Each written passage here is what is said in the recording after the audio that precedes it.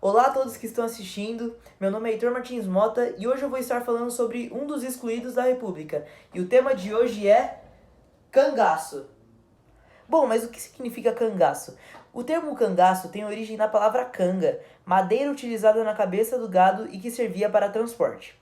Como os componentes desse movimento social viviam em bandos e percorriam diversas cidades levando seus inúmeros pertences, deu-se a eles essa denominação. Em que contexto histórico surgiu o cangaço? O cangaço se caracterizou como um movimento social armado, contextualizado por disputas políticas por terras e lutas pela honra. Os primeiros cangaceiros surgiram entre os anos de 1830 e 1870, mas foi em 1889, no contexto da proclamação da República, que o movimento se popularizou. Como era a situação no Nordeste durante a época dos cangaceiros? A história do cangaço se desenrolou na região semiárida do Nordeste brasileiro entre os anos finais do século XIX e no início do século XX. A região era marcada pela seca e pela falta de alimentos, levando o povo às condições precárias de fome e miséria. Mas afinal, qual é a origem do cangaço?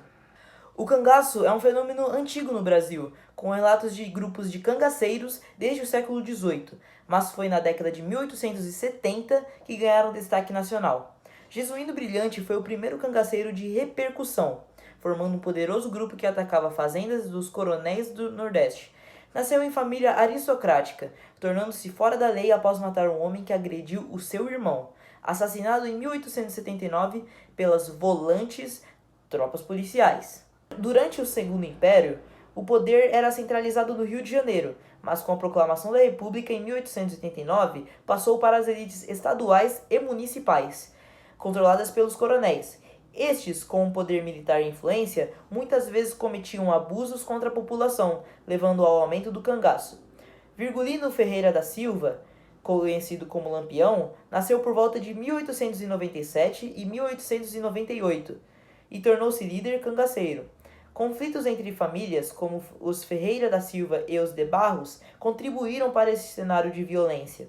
Com a República, o Nordeste enfrentava dificuldades econômicas, levando à pobreza e violência. Grupos de cangaceiros surgiram para lutar contra essa realidade, buscando igualdade para a população do sertão nordestino. Virgulino Ferreira da Silva, mais conhecido como Lampião, nasceu em Serra Talhada, Pernambuco, em 7 de julho de 1897 ou possivelmente 4 de junho de 1898, com registros convenientes sobre sua data de nascimento. Originário de uma família de lavradores com algumas posses, Lampião teve acesso à educação básica devido à condição financeira razoável de sua família. Em 1921, juntou-se ao bando de Senhor Pereira, destacado cangaceiro nordestino, onde aprendeu as habilidades necessárias para sobreviver no cangaço. Após a saída de Senhor Pereira em 1922, Lampião assumiu o comando do grupo e tornou-se o mais famoso e temido cangaceiro do Brasil. Sob sua liderança, o bando realizava ataques e propriedades em cidades em busca de riquezas, saqueando, pedindo resgates e extorquindo locais.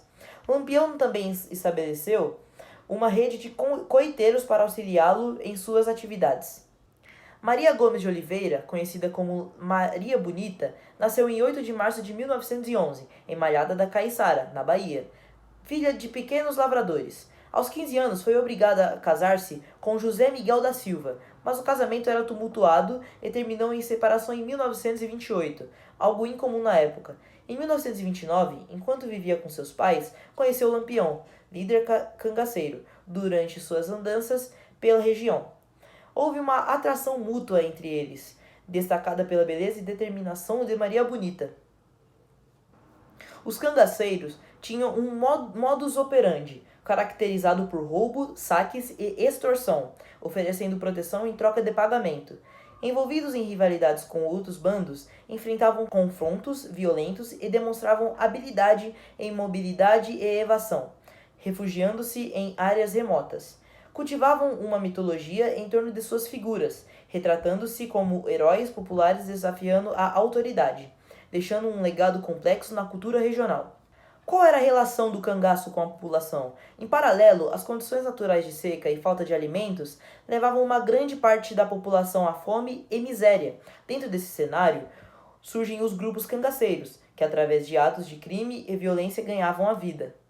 Quais foram as consequências do cangaço? A maior contribuição dos cangaceiros foi para a cultura nacional. O modo de vida do cangaço, seu modo de vestir, suas tradições estão presentes em diversas manifestações no Brasil. E cangaceiros como Lampião foram temas de músicas de diversos artistas, assim como de cordéis, peças de teatro, filmes, entre outras manifestações artísticas. O modo de vestir do cangaço também inspirou e inspira diversos artistas, como Luiz Gonzaga, o Rei do Baião. Fatores que contribuíram para o fim do cangaço. O governo do presidente Getúlio Vargas ofertou anistia àqueles que se entregassem, o que contribuiu para o desmantelamento. Já nesse período de decadência, o cangaceiro Corisco, maior expoente da época, foi morto em 1940 pelas forças policiais no município de Barra dos Mendes, na Bahia. Em 1938, 27 de julho, Lampião e seu bando descansaram na fazenda Angicos, em Sergipe, mas foram surpreendidos por um ataque das tropas volantes na madrugada seguinte. Lampião foi morto a tiros. Seu cadáver decapitado e sua cabeça exibida como troféu, pois era um dos homens mais caçados do Nordeste. Bom, eu quero agradecer a todos vocês que acompanharam até o final do vídeo e eu espero que tenham gostado do conteúdo sobre cangaço. Valeu!